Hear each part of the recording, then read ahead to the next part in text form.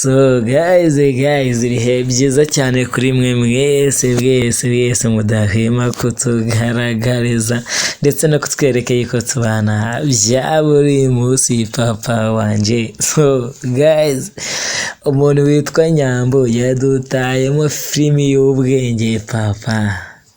Imwe mu mafilime arenze byahatari.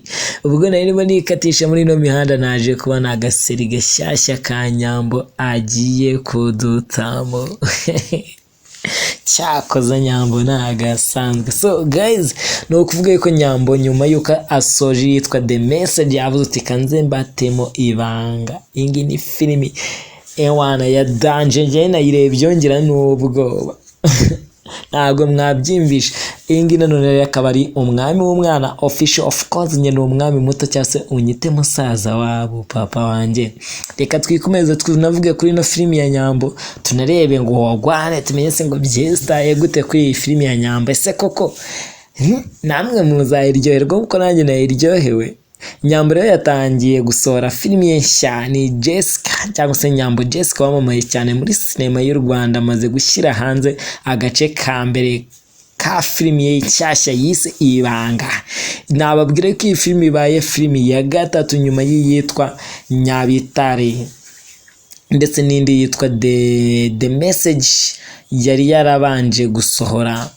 Niyo filime yari imaze iminsi iri gusohoka. So Ibanga ni filime y'uruhererekane Nyambo asohoye ahamya neza yuko azajya ashyira hanze ibice bigera kuri bitatu byibuza muri cyumweru, akajya dutamo episode 3. Mu kiganiro yagiranye n'igihe, Nyambo yavuze yuko iyi filime ye izaba ari filime y'uruhererekane ariko ikubiyemo ubutumwa bugiye butandukanye. So ubwo Nyambo rero yari mu kiganiro yagize ati ni filime y'uruhererekane izaba irimo ubutumwa bugiye butandukanye bijyanye n'ubuzima bwacu bwa buri munsi.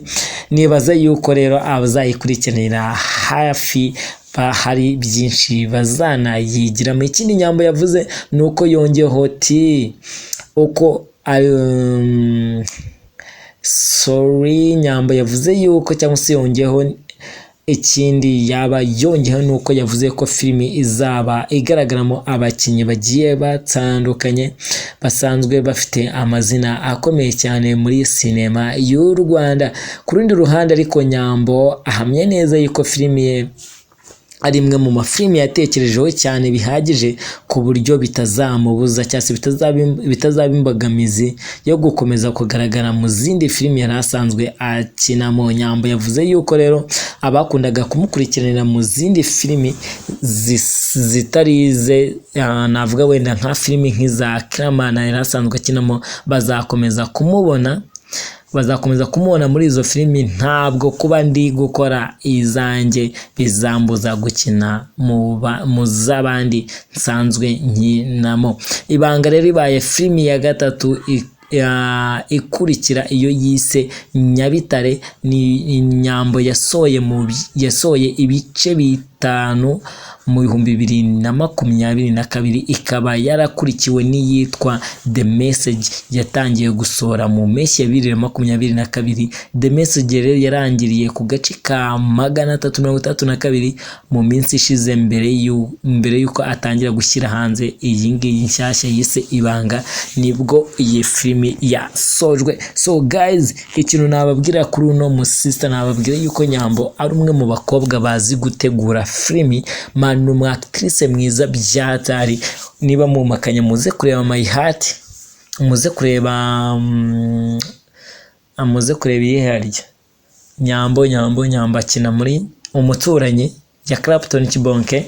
Izo ni filime muze kureba kwa Jojo naho ndakeka akinamo. Muze kureba The Big Mind Comedy.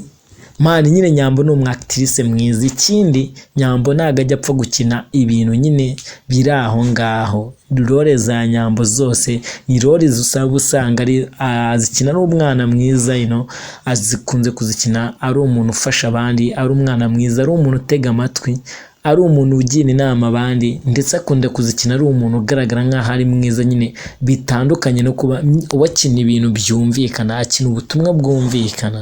So Nyambo rero navuga ko ntago ari kuba ari mwiza gusa inyuma, ahubwo ni mwiza no mu mutwe, kwitewe nuko Nyambo ntago asanzwe mu kuba yari umukinnyi mwiza wa filime.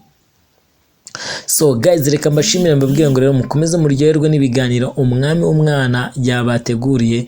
Gusa uko byagenda uko ariko kose murabizi mba mabaye 5 papa wanjye. Niba wakanze subscribe rero biroroshye, ni kuri YouTube channel yitwa umwami w'umwana. Gusa niba ushaka kwamamaza, wifuza kutuvugisha, wiri igitekerezo cyangwa inyunganizi wifuza kutugezaho, bro ntaguhejwe. Nimero yanjye irahari kuri YouTube, wayibona no mu kiganiro nyinyuzamo. And then si ibyo ngibyo gusa, nababwira yuko man wampamagara kuri 07847586 wanyandikira kuri WhatsApp tukavugana. Ariko mbere yuko ngenda, mwarebye ikiganiro umuntu witwa Yannick ukina muri mayihati, abakina muri mayihati yitwa Yannick, agakina ari sheri wa Nyambo abana n'ubumuga bwo kutarora. And then noneho Yannick ubundi niwe killama mu buzima busanzwe. Ko muze gushaka iyo filime yitwa mayihati man, filime nziza byatari, ni filime ibaze ko nanjye filime ndimo ndayireba. So guys, reka mbashimire muze kureba iyo filime, muze kureba n'ikiganiro killama ejo yakoreye kwa Irene muri Ndahabi man, ikiganiro kiza byatari nyine tu. So reka mbashimire mbabwira ngo mukomeze muryoherwe n'ibiganiro tuba twabateguriye. Michael muyize kwibuka mugende munakande subscribe kuri YouTube channel yitwa Kigali 500 TV. Ewana Hasani nyawe ndamusuje vuga ni bro ko tuburanye my brother man. Bimeze bite kuri Kigali 500 TV rero?